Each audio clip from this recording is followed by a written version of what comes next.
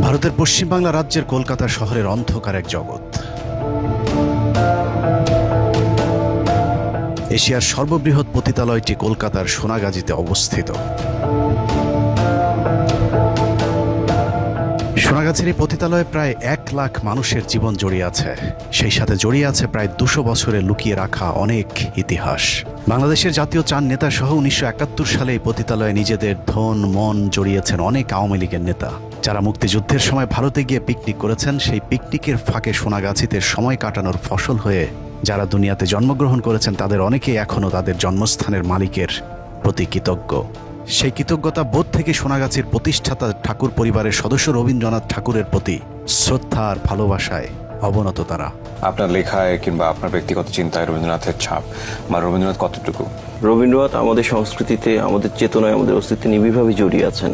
তার গভীর ভাবনা, মানব জীবন সম্পর্কিত ভাবনা, বিশ্ব ভাবনা আমাদেরকে অহিংসা বিশ্বাসের পথে আস্থাবান করে তোলে। রবীন্দ্রনাথের মধ্যে ধর্মের বিভাজন পেরিয়ে একটা আধ্যাত্মিকতা কাজ করেছে। এই যে সীমার মাঝে অসীম তুমি, এইভাবে দেখা, তার মানে আমি স্রষ্টার প্রতি যেমন আনুগত্য প্রকাশ করছি, তেমনি স্রষ্টাকে যে সম্পূর্ণভাবে আমি বুঝে উঠতে পারছি তাও নয়, সেটাকে তিনি একটা চলমান প্রক্রিয়ার মধ্যে রেখেছেন। গেল বছর 25শে বৈশাখ রবীন্দ্রনাথের 165তম জন্মবার্ষিকী পালিত হয়েছে। সম্প্রতি বছরগুলোতে রবীন্দ্রনাথের জন্ম মৃত্যু দিবস কিছুটা মিশ্র প্রতিক্রিয়ার মধ্য দিয়ে পালিত হয়েছে। আগের সেই সার্বজনীন শ্রদ্ধা ভালোবাসার বিপরীতে এখন বাংলাদেশের অধিকাংশ মানুষ রবীন্দ্রনাথকে মুসলিম বিদ্বেষী সাম্প্রদায়িক পতিতা ব্যবসায়ী হিন্দু অত্যাচারী জমিদার হিসেবে চিনতে শুরু করেছেন।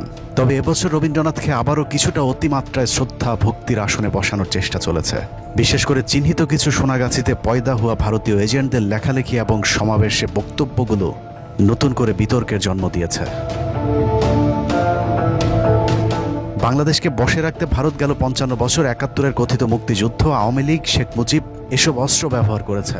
2024 সালের 5ই আগস্ট বিপ্লব পরবর্তী বাংলাদেশে আওয়ামী লীগের পতনের পরপর ভারতের তৈরি মুজিববাদের পাশাপাশি হিন্দুত্ববাদের সব অস্ত্র, যেমন ISKCON, Poila Boishakh, Chhayanaut, CPB, Udichi, Proshika, Indira cultural centre সহ প্রথম আলো, ডেইলি স্টারেরও দুঃসময় চলছে।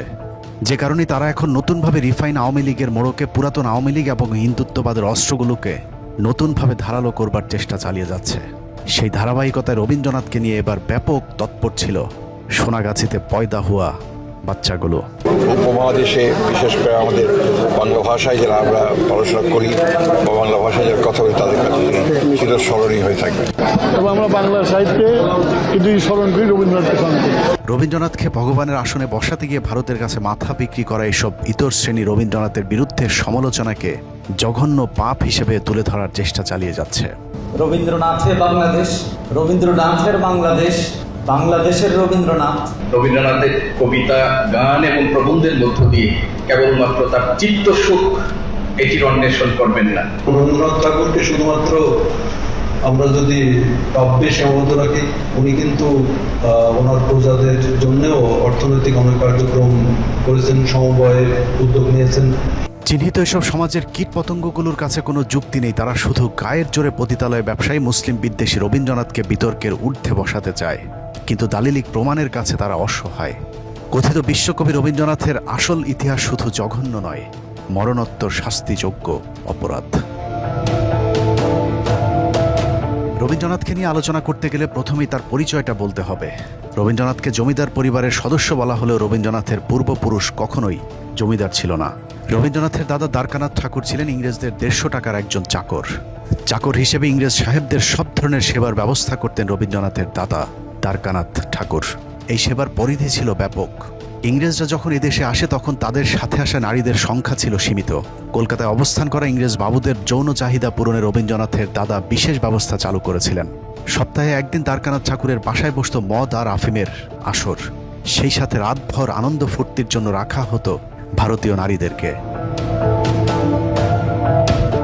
প্রথম দিকে নারীদের সংখ্যা কম হয়, ইংরেজদের মনোরঞ্জনের জন্য নিজের পরিবারের নারীদেরকে পর্যন্ত ইংরেজদের হাতে তুলে দিতেন দ্বারকানাথ।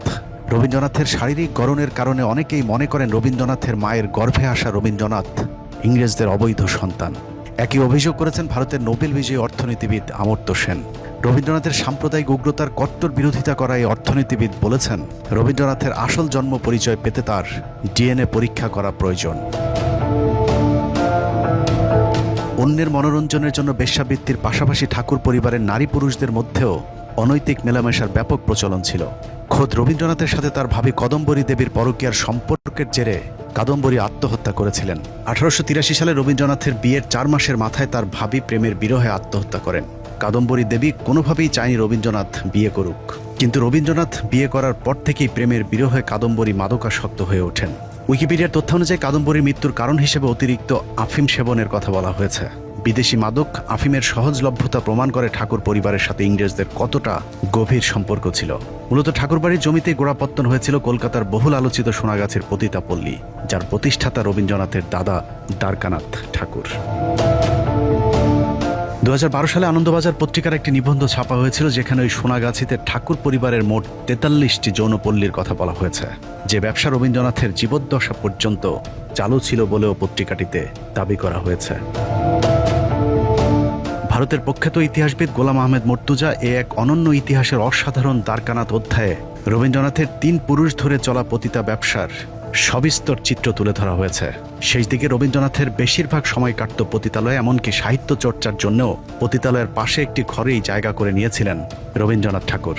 এমনকি বিভিন্ন যৌনকর্মীদের সাথে তার শারীরিক সম্পর্কের ফলে রবীন্দ্রনাথ সিফিলিস রোগে আক্রান্ত হয়েছিলেন।